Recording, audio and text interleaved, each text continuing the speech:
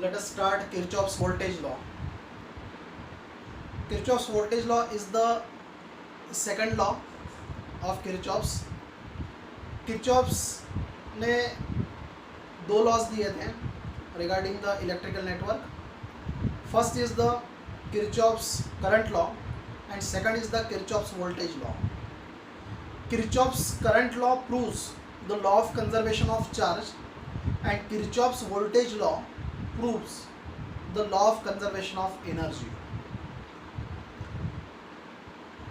तो जैसे हम लोग लॉ ऑफ करंट की बात करते हैं तो लॉ ऑफ करंट का मतलब उस लॉ का यूज करके हम लोग किसी इंटीग्रेटेड सर्किट में जो करंट फ्लो हो रहा है उसको फाइंड आउट करते हैं. ओहम्स लॉ का भी यूज वही है. ओहम्स लॉ से भी हम लोग करंट को फाइंड आउट कर सकते हैं, current flowing through the circuit. लेकिन जहां नंबर ऑफ सर्किट्स होते हैं जिसको हम लोग इंटीग्रेटेड सर्किट कहते हैं तो वहां पर हम लोग ओहम्स लॉ को यूज नहीं करते हैं. तो हमें वहां पर यूज करना पड़ता है किरचॉफ्स लॉ. तो करंट अगर फाइंड आउट करना है तो किरचॉफ्स करंट लॉ, वोल्टेज अगर फाइंड आउट करना है तो किरचॉफ्स वोल्टेज लॉ का यूज करेंगे. करंट लॉ में सिंपली क्या किया जाता है, जितना भी सर्किट में जितना भी करंट है उन सभी करंट का अलजेब्रिक सम लिया जाता है. Algebraic sum of all the currents in the circuit is equal to 0. जो करंट जंक्शन के तरफ आ रहा है उसको प्लस लिया जाता है, जो करंट जंक्शन से अवे होता है उसको माइनस लिया जाता है. तो आपको जो इक्वेशन मिलता है वो इक्वेशन होता है current entering the junction is equal to current leaving the junction. और we can say total current entering the junction is equal to total current leaving the junction. That means जितना current junction पर आ रहा है उतना ही current junction से जा रहा है. That means there is no loss of charge and hence it proves the law of conservation of charge. Today we are going to discuss about the Kirchhoff's voltage law. तो Kirchhoff's voltage law क्या होगा? तो इसके लिए हमको एक चीज समझना पड़ेगा. जब हम किसी सर्किट में सेल कनेक्ट करते हैं, बैटरी कनेक्ट करते हैं, तभी चार्ज का फ्लो होता है. तो रीजन क्या होगा? रीजन ये होता है कि जब आप सेल कनेक्ट करते हो तो सेल के एनर्जी का यूज करके वो चार्ज सर्किट में घूमता है. अदरवाइज चार्ज सर्किट में नहीं घूम पाएगा. तो सेल क्या करता है? तो सेल एनर्जी प्रोवाइड करता है. ये एनर्जी उस सर्किट के अंदर एक पोटेंशियल डिफरेंस तैयार करता है. मतलब एक पॉइंट हायर पोटेंशियल पर होता है और दूसरा पॉइंट लोअर पोटेंशियल पर होता है और चार्ज हायर पोटेंशियल से लोअर पोटेंशियल फ्लो होता है. इसका मतलब सेल के एनर्जी ने क्या किया? पोटेंशियल डिफरेंस तैयार किया. अगर सेल का एनर्जी E है तो पोटेंशियल डिफरेंस मैं यहाँ पर V से डिनोट करता हूँ तो आपको ये मिलेगा, E is equal to V मिलेगा. मैं तो एक सिंगल सर्किट की बात कर रहा हूँ. अगर आपके पास में इंटीग्रेटेड सर्किट है तो इंटीग्रेटेड सर्किट है इसका मतलब बहुत सारे सेल होंगे. बहुत सारे सेल है इसका मतलब वहाँ पर बहुत सारी EMF होंगे, मतलब एनर्जी होंगी सेल की. उन सभी का समेशन मतलब यहाँ पर समेशन E हो गया, मतलब सभी सेल के EMF का एडिशन कर दिया. And this is equal to, अब बहुत सारे सर्किट है तो बहुत सारे वोल्टेजेस होंगे, मतलब वहाँ पर पोटेंशियल डिफरेंस तैयार हुआ होगा. तो उन सभी पोटेंशियल डिफरेंस का मैं यहाँ पर सम करता हूँ, इसका मतलब समेशन भी हो गया. ये एक सिंगल सर्किट के लिए हुआ और ये हुआ इंटीग्रेटेड सर्किट के लिए. Now according to Ohm's law you know that I is equal to IR. So this formula can be written as summation E is equal to summation V. V मतलब यहाँ पर आ जाएगा IR. And this formula can be written as summation E minus summation IR and this is equal to 0.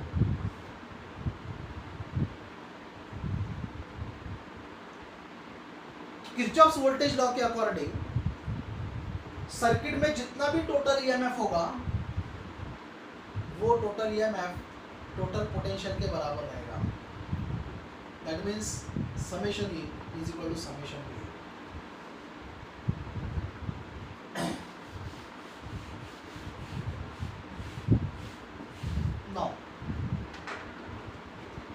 statement of this Kirchhoff's voltage law,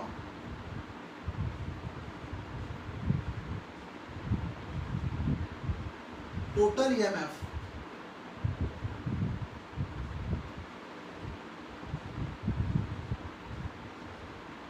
in the circuit is equal to total potential difference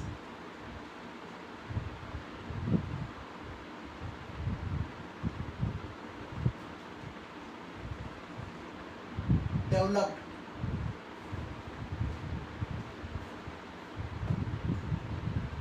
in the given circuit.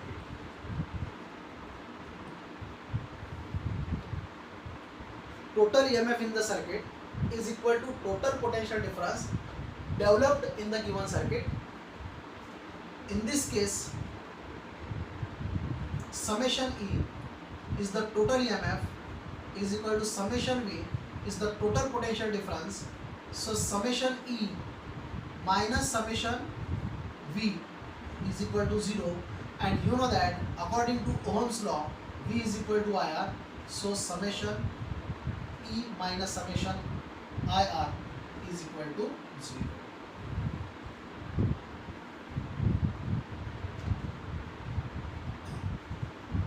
In this case we have to use the sign convention. हमें यहाँ पर sign convention का use करना पड़ेगा. तो sign convention दोनों के लिए रहेगा. साइन कन्वेंशन ई के लिए रहेगा और साइन कन्वेंशन आई आर के लिए भी रहेगा. So sine convention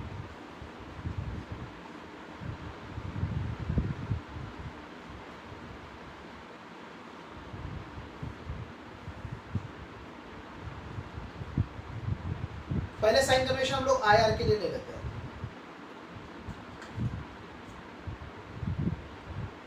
If the direction of current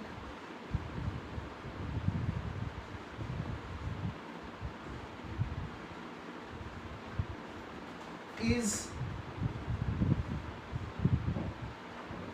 same as that of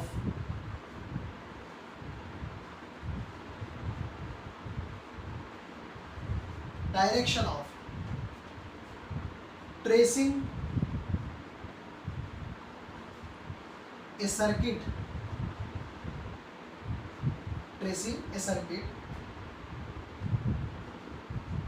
then IR taken as negative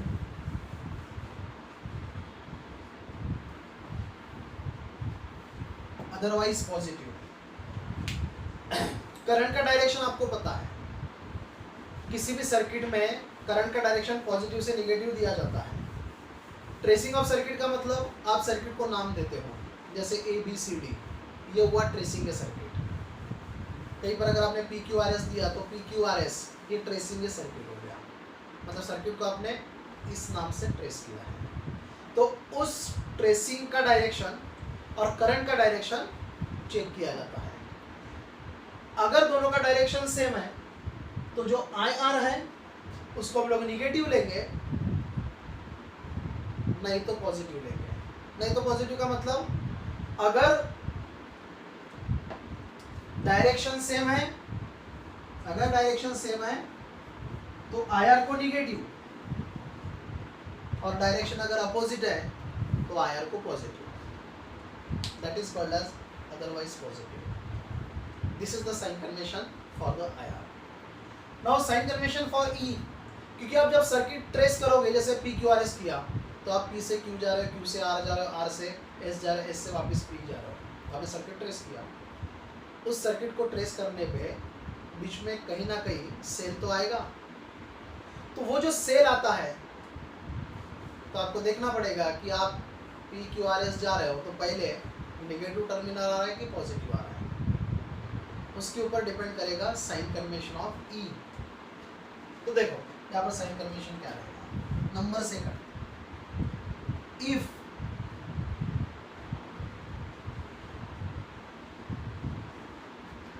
direction of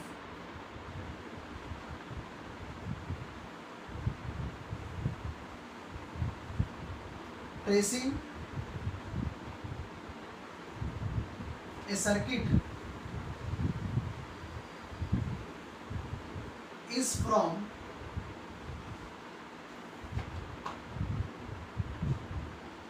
positive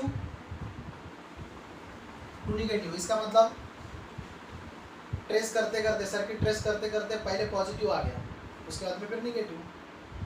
if direction of tracing a circuit is from positive to negative, then E is taken as negative,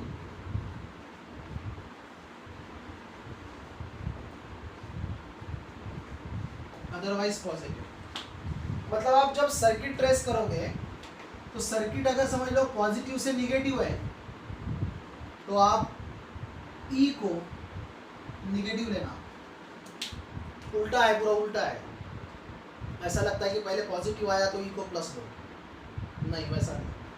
पहले अगर positive आता है तो E को negative लो, नहीं तो फिर positive लो। मतलब पहले पॉजिटिव आया तो E निगेटिव, और पहले निगेटिव आया तो E पॉजिटिव। ऐसा हम लोग डायरेक्टली उसको याद कर सकते हैं, तो जल्दी याद हो जाएगा। पहले पॉजिटिव तो E निगेटिव, और पहले निगेटिव तो E पॉजिटिव। करंट का डायरेक्शन, करंट का डायरेक्शन और सर्किट का डायरेक्शन अगर सेम है तो निगेटिव, अपोजिट है मतलब डिफरेंट है तो पॉजिटिव। तो दो वर्ड याद रखो, same negative, different positive, same negative, different positive. बस ऐसा याद रखोगे तो जल्दी यहाँ पर साइन कन्वेंशन याद हो जाएगा, जिससे इक्वेशन बनाना आसान हो जाएगा, जिससे इक्वेशन बनाना आसान हो जाएगा। तो हम यहाँ पर एक सर्किट बनाते हैं।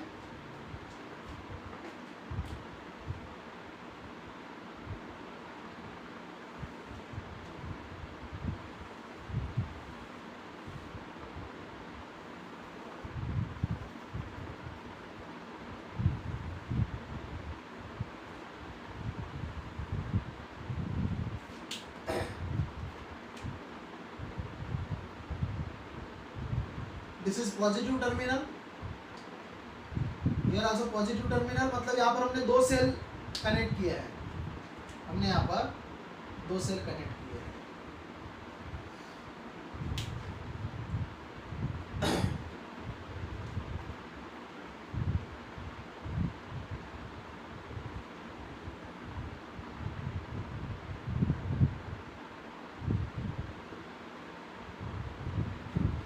यहाँ पर हम लोग कनेक्ट करेंगे रेजिस्टेंसेस, यहाँ पर कनेक्ट करेंगे resistances.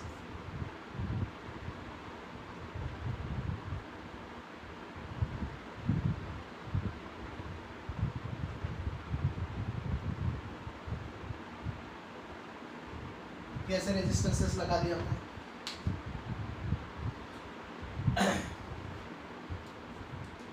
This is cell E1,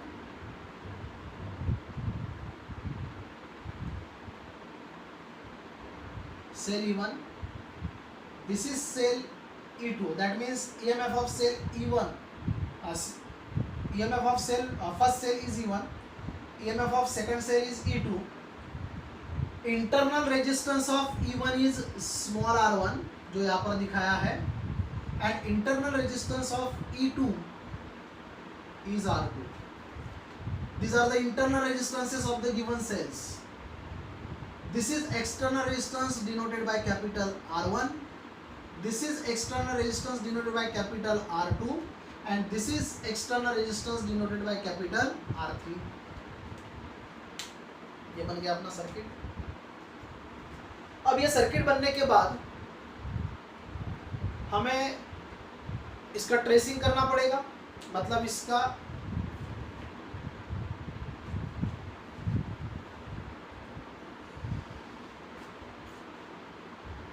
यहाँ पर पॉइंट होगा A, this is B, this is C, D, E and this is F, ऐसा रहेगा। अब ये सर्किट बनने के बाद, अब सर्किट का नाम तैयार हो गया, A B C D E F A, complete हो गया। इसमें दो छोटे छोटे सर्किट आ रहे हैं, A B E F A, दूसरा छोटा circuit B C D E B, ये दो छोटे सर्किट हो गए। अब करंट दिखा देते हैं, रेजिस्टेंसेस हो गए, करंट दिखा देते हैं। देखो यहाँ पर ई हो गया, आर हो गया, आई दिखा देते हैं। तो पहला जो सेल है उसमें से करंट I1 आएगा,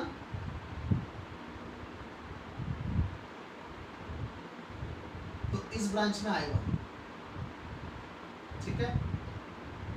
दूसरा जो सेल है उसका पॉजिटिव टर्मिनल ये है, तो यहां से करंट जाएगा I2,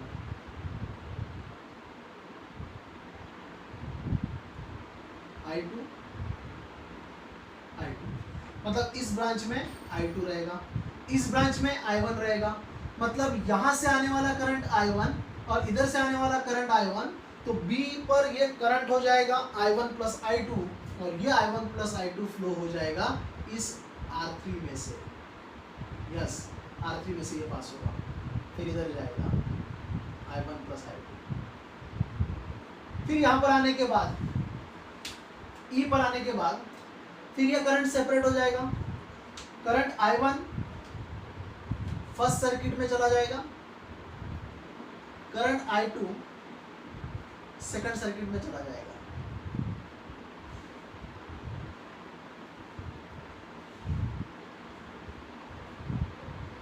इस प्रकार से ये हो गया आपका complete circuit. External resistance, internal resistance, cell of EMF E। With the help of this sign convention, we have to find the law of conservation of energy। हमको लास्ट में law of conservation of energy show करना है, तो इसका sign convention का use करके पहले equation बनाना पड़ेगा, और उस इक्वेशन के बाद में फिर हम लोग प्रूफ करेंगे कि ये law of conservation of energy है। Now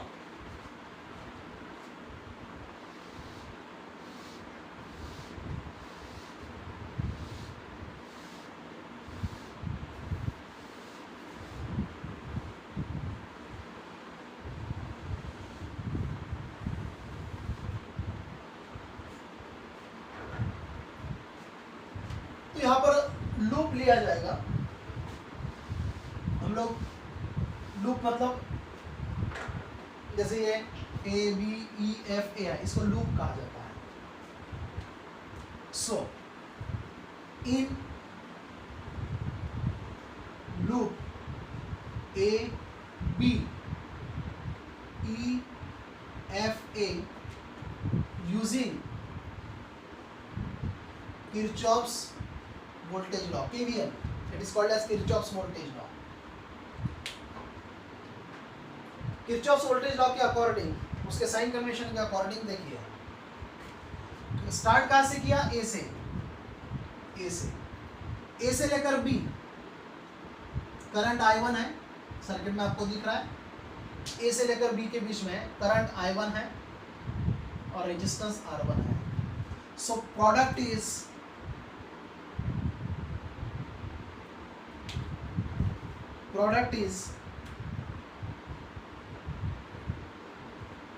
I1 R1। तो A से B जा रहे हो ना, A से B जा रहे हो, ये जो मैंने बनाया है ये ट्रेसिंग, डायरेक्शन ऑफ ट्रेसिंग का सर्किट है। करंट का डायरेक्शन और सर्किट का डायरेक्शन सेम है, इसलिए आप यहाँ पर इसको माइनस करो। If the direction of current is same as the direction of tracing a circuit, then IR is taken as negative। IR को नेगेटिव देगा। उसके आगे बढ़ो, फिर आप A से लेकर B हो गया, A से B जा चुके हैं। अब आप B से E देखो, मतलब B से E आप ये डायरेक्शन में जा रहे हैं। सर्किट का डायरेक्शन और करंट का डायरेक्शन फिर से दोनों सेम है। करंट कितना है I1 प्लस I2, रेजिस्टेंस कितना है R3। तो BE ब्रांच में करंट I1 प्लस I2 है और जो रेजिस्टेंस है वो R3 है। डायरेक्शन सेम होने के कारण फिर से माइनस आएगा। सर्किट का डायरेक्शन और करंट का डायरेक्शन सेम। यहां से आगे बढ़ोगे E से F, no resistance, so there is no product of I and R। लेकिन जब आप इस F से A की तरफ आओगे तो करंट का डायरेक्शन और सर्किट का डायरेक्शन फिर से सेम है, डायरेक्शन सेम है। और डायरेक्शन सेम होने के कारण फिर आप यहाँ पर निगेटिव लोगे।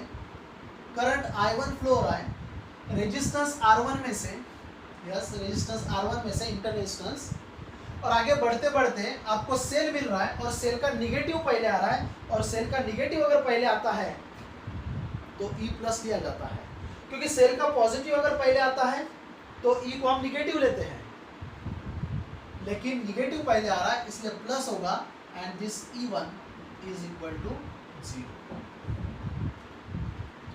तो आपने जो लिखा था summation E minus summation IR equal to 0, तो देखिए ये पूरे टर्म जो है वो IR के हो गए और ये टर्म जो है वो E का हो गया। मतलब आप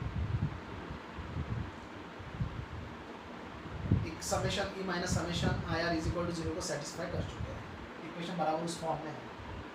equation is in the form of E minus IR is equal to 0। जैसे आपने लूप फर्स्ट लूप लिया उसी प्रकार से आप सेकंड लूप ले लो।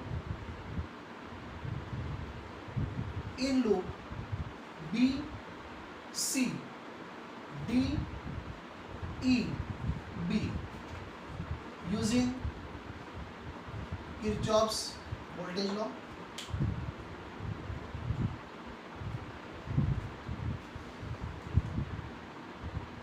B से C जा रहा है, सर्किट का डायरेक्शन करंट का डायरेक्शन अपोजिट है, अपोजिट है, इसका मतलब प्लस आएगा। करंट कितना है उस ब्रांच में I2, रेजिस्टेंस कितना है ब्रांच में R2, तो करंट I2 रेजिस्टेंस R2, सो I2 R2, लेकिन डायरेक्शन अपोजिट होने के कारण प्लस। फिर आप जा रहे हो C से B, तो पहले कौन आ रहा है E आ रहा है, E का पॉजिटिव पहले आ रहा है बाद में निगेटिव आ रहा है, इसलिए E को निगेटिव लोगे, so minus E2 minus E2 हो गया।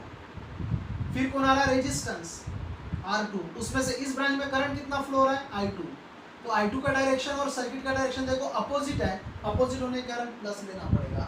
करंट I2 फ्लो हो रहा है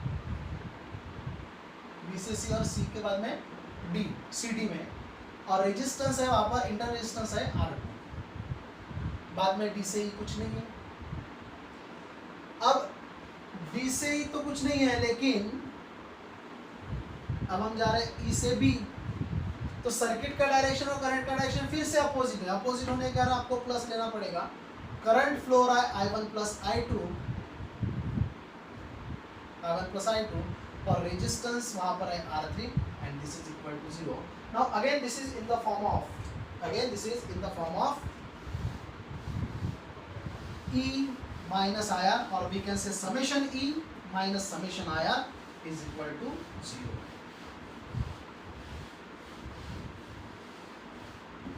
अब हमको कंजर्वेशन ऑफ एनर्जी बताना है, मतलब हमको ये बताना है कि अगर आप नंबर ऑफ सर्किट है और हर छोटे छोटे सर्किट को लेते हो, उसमें किरचॉफ वोल्टेज लॉ अप्लाई कर दिया है और उन सभी इक्वेशन का सम कर दो, आपको वो सम जो है वो जो बड़ा सर्किट रहेगा उसमें जो केवीएल यूज किया जाएगा उस इक्वेशन के बराबर होगा। तो आपने दो छोटे छोटे लिए, दो छोटे छोटे लूप लिए, इन दोनों की जो इक्वेशन उनको ऐड करना, तो आपको थर्ड जो इक्वेशन रहेगा, थर्ड इक्वेशन मतलब कौन सा, इस कंप्लीट लूप का A B C D E F A, इस कंप्लीट लूप का जो इक्वेशन आएगा उसके बराबर चाहिए। कोई भी टर्म ज़्यादा की नहीं होना, कोई भी टर्म वहाँ से कम नहीं होना चाहिए। अगर ऐसा होता है तो इसका मतलब वहाँ पर कंजर्वेशन ऑफ एनर्जी है, मतलब जितना एनर्जी वहाँ पर हमने दिया है उतना वहाँ पर वोल्टेज डेवलप हो रहा है।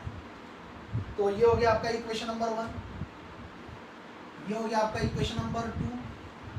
अभी हम लोग यहाँ पर इन दोनों इक्वेशन का एडिशन कर लेते हैं और फिर चेक करते हैं कंप्लीट लूप के लिए क्या यही टर्म मिलेगा। तो आप यहाँ पर प्लस और ये माइनस, मतलब प्लस और ये माइनस कैंसिल हो जाएगा। I1 plus I2 into R3, ये माइनस है और यहाँ पर प्लस है, ये कैंसिल हो गया। आपको क्या मिलेगा यहाँ पर? Minus I1 R1 minus I1 small r1 plus P1 plus I2 R2 minus E2 plus I2 R2 and this is equal to 0. This equation can be written as E1 minus E2 plus with E1 और E2। I1 की दो term है, minus I1 R1 minus I1 R1। तो यहाँ पर आप minus I1 लोगे तो आपको R1 प्लस स्मॉल r1 मिलेगा। ये दो टर्म हो गई और ये दो टर्म प्लस I2 लोगे R2 minus, and this is equation number, this is the result of these two equation. This result should be equal to the result of A, B, C, D, E, F, A. So consider in loop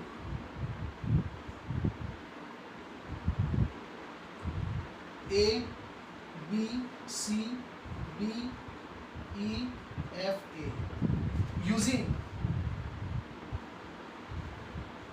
Kirchhoff's voltage law. तो देखिए अभी मैं वो circuit बाहर बना देता हूं।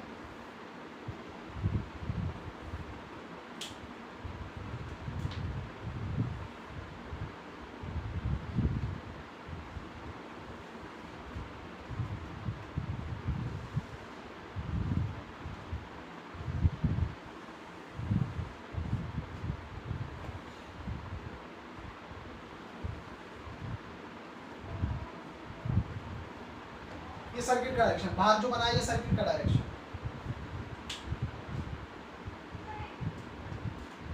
यहाँ पर देखिए ए से बी सर्किट का डायरेक्शन, करंट का direction same. So minus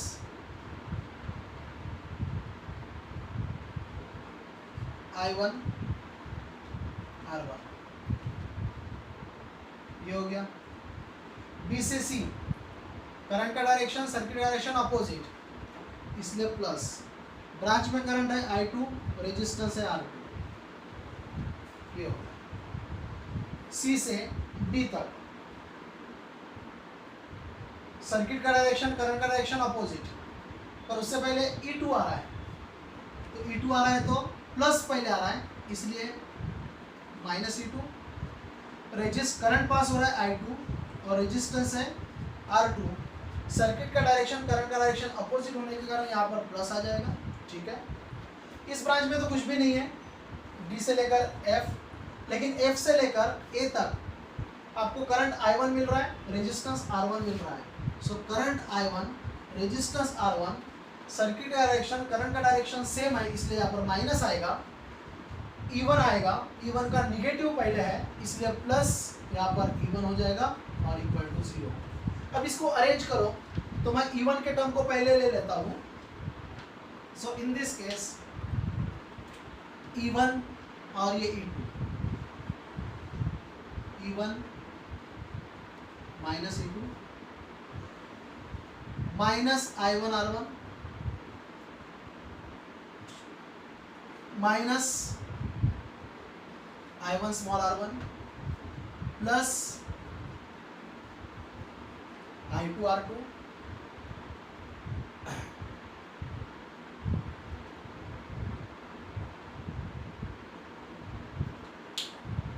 this case then you have to write the plus. यहाँ पर करेक्शन है, देखिए यहाँ पर I2 R2 और यहाँ पर प्लस I2 R2, तो I2 कॉमन लिया तो R2 प्लस R2, क्योंकि यहाँ पर उस प्रकार से आ रहा है। तो ये हो जाएगा आपका प्लस I2 R2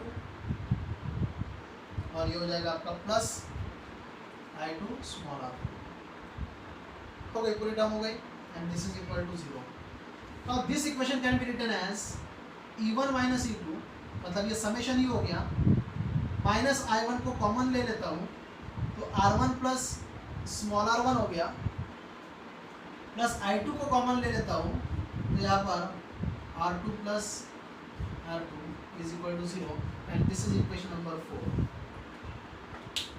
तो ये हो गया समेशन ई, ये हो गया समेशन आई आर, ये भी हो गया समेशन आई आर, मतलब अपना equation summation E minus summation I R is equal to 0 के फॉर्म में है।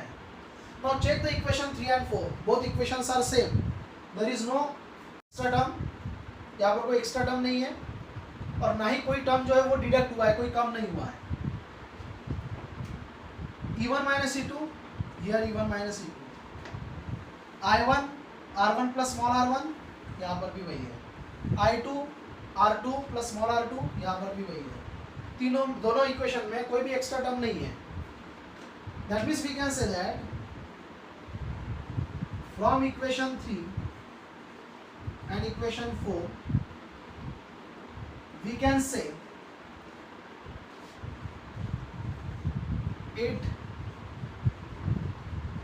proves the law of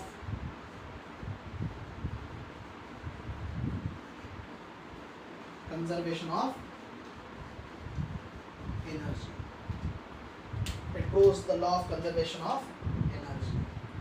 क्योंकि आप अगर इसको E1 minus E2 is equal to अगर करते हो तो ये पूरे टर्म जो राइट साइड में चले जाएंगे, मतलब ये क्या बताएगा फिर टोटल वोल्टेज, और ये क्या होगा टोटल ईएमएफ, मतलब टोटल ईएमएफ इक्वल टू क्या हुआ टोटल वोल्टेज। इसका मतलब जितना आपने सेल यूज किया उतना पोटेंशियल डेवलप हुआ, ना लॉस हुआ ना गेन हुआ, and hence it proves the law of conservation of energy. So this is about the Kirchhoff's second law. With the help of this Kirchhoff's second law we can prove the law of conservation of energy as well as we can